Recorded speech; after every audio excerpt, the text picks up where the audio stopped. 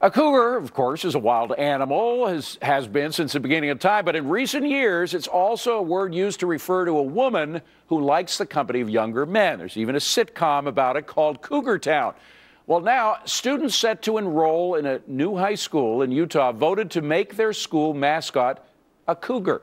But they won't be getting their way after the principal and school board expressed concern, saying it is, quote, derogatory to women. Let's bring back our power players. Francis, what do you make of this?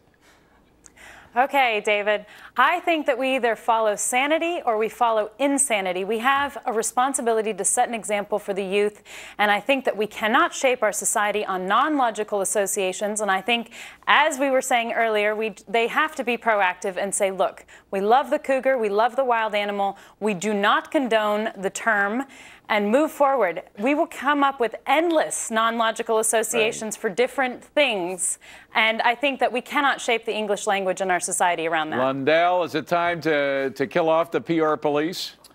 Oh, absolutely not. I mean, and even not. No, absolutely not. It's Cougars cool. Cougars are cool, and by every stretch of the imagination. But you're with a principal on this. You think the principal's right in banning the name cougar? Absolutely not. Oh, okay. Absolutely. All right. I misunderstood you. All right. Well, but the principal is the principal. The principal's a principal, but wasn't there there was a whole list that was given? Well, and that's what's so ironic here. They sent the list out, told the students to choose from the list. They chose cougars. Now, if they then made their mascot Demi Moore or put Demi Moore's picture on their uniforms, then you might have a problem. But it's the animal. It makes no sense. Well, if the school song was Mrs. Robinson, then I'd have a little bit of problem, Francis, right?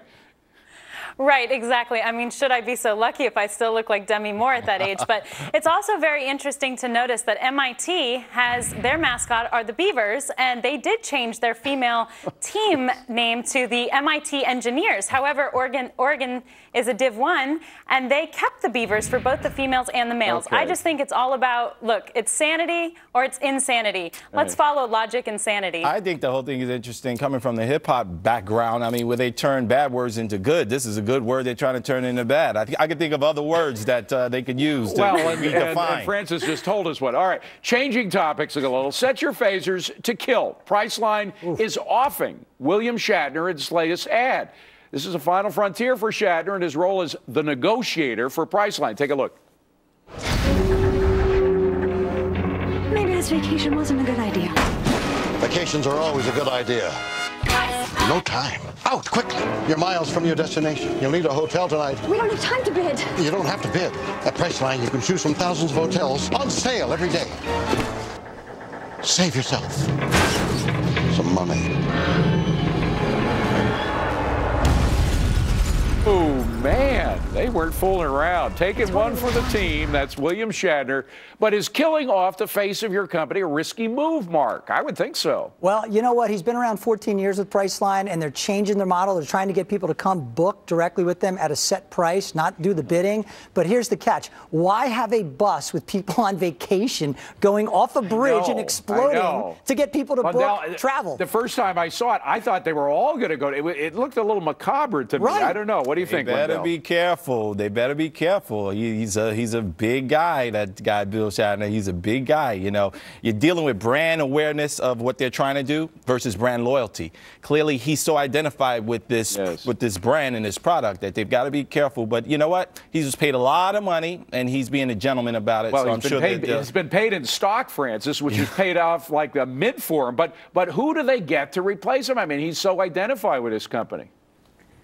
I don't know. It's sort of like Geico and its little British lizard or whatnot. But I think that if they are actually changing the face of the company, they're changing the brand, they're changing the model, then they can't hang on to the old, they can't hang on to Shatner, because otherwise we'll associate Priceline with Shatner and that negotiating. And so I think this is really their only choice. And I think they're doing it with style. They're making him a hero. And of course, they're grabbing national headlines. I mean, isn't that the purpose of advertising? That's true. That's true. We're talking about him, Mark, so maybe that in itself shows they're right. All right, so what's their differentiator? Their differentiator was always the bidding, and they had this great character, William Shatner. Now you come there, you see a hotel, and you book it. What people need to understand is no matter where you book a hotel in today's market, 99% of hotels, it's called parity pricing. Book it with a travel agent, book it at Expedia, book it wherever you want. It's You're bringing facts into this discussion. I know. We just wanted to have fun. Have a great weekend, everybody. Coming up, history is going to be made tomorrow.